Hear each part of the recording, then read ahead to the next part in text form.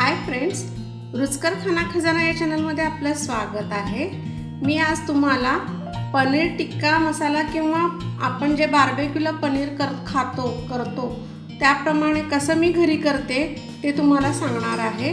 तर त्यासाठी मी इथे एक मिक्सिंग बाउल घेतलेला आहे। त्याच्यामध्ये मी आता 3 चमचे असं दही घेतलेलं आहे। त्यानंतर 2 चमचे बेसन पीठ, त्यानंतर इथे मी काळं मीठ घेतलेलं आहे चवीनुसार। त्यानंतर इथे 1 चमचाभर धना जिरा पावडर, त्यानंतर इथे लाल तिखट आणि किचन किंग मसाला घेतलेला आहे आणि त्यानंतर मी इथे हे ऑरेगॅनो घेते आणि हे सगळं आता व्यवस्थित आपल्याला मिक्स करायचं आहे। बेसन पिठाचे गाठोडे नाही राहिले पाहिजे, म्हणजे लम्स नाही राहिले पाहिजे। व्यवस्थित हे मिक्स करून घ्यायचं आहे आपल्याला।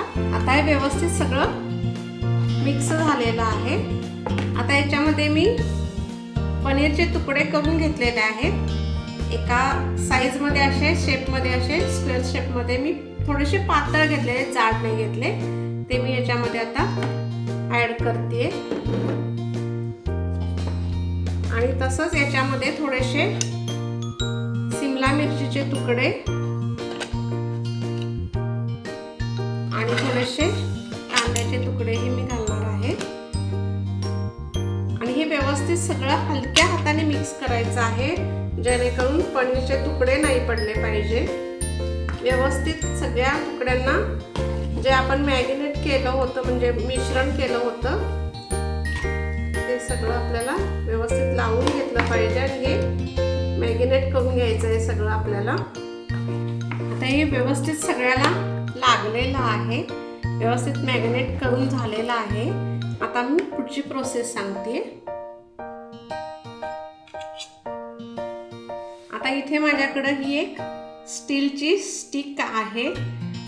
आपल्याकडे बार्बेक्यू स्टिक्स नाहीये, सो हे एक स्टीलची माझ्याकडे स्टिक आहे। त्याला मी आता थोडेसे हे याच्यात लावून घेते पनीर, त्यानंतर एक शिमला, त्यानंतर एक कांदा,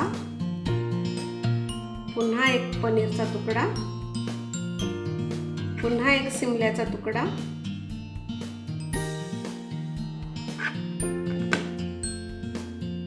कांदा आणि पुन्हा एक पनीरचा तुकडा। हे असं मी लावून घेतलेलं आहे आणि बाकीचे आपण परत तव्यावरही कसे करायचे ते तुम्हाला सांगते। चला तर आपण करूया।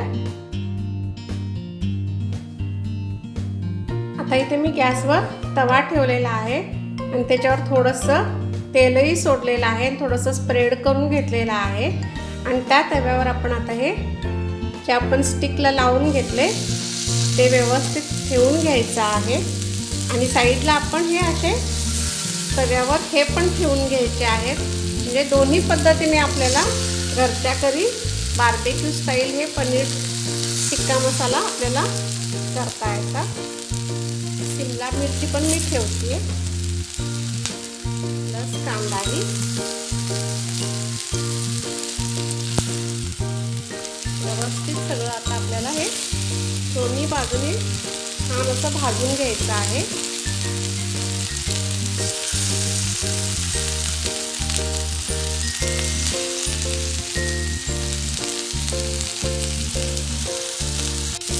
आता इथे हे भाजत असताना याचा मस्त अगदी सुगंध सुटलेला आहे। त्याला आपण आता हे परतून घेऊया। हे पहा, मस्त छान भाजलं गेलेलं आहे। अशा पद्धतीने मी आता हे सगळे परतून घेते। हे पहा, आता मस्त हे भाजले गेलेले आहेत। आपण आता गॅस बंद करून हे एका प्लेटमध्ये काढून घेऊया। आपण बऱ्याच वेळा विचार करतो की आपल्याकडे बार्बेक्यू नाही तर पनीर बार्बेक्यू वगैरे कसं खायचं, तर अगदी घरच्या घरी तव्यावर किंवा पॅनवर व्यवस्थित होऊ शकतं। आता पहा, मी करून दाखवली अगदी सोप्या पद्धतीने अगदी छान रेसिपी आणि वासही अगदी आपण हॉटेलमध्ये गेल्यासारखं आपल्याला फील होतं आहे. तर अशी रेसिपी नक्की करून पहा.